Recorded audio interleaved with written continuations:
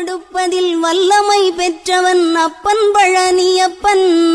தினம் அச்சம் தவிர்ப்பவன் ஆறுதல் சொல்பவன் அப்பன் பழனியப்பன்.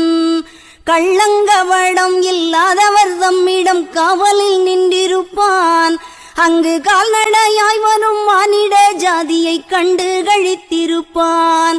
துள்ளி வரும்படி வெளுக்கு மேலொரு ஜோதி பிளம்பும் உண்டோ, அந்த சுப்பையன் போல் ஒரு அற்புத தெய்வத்தை சொல்ல மொழியும் உண்டோ.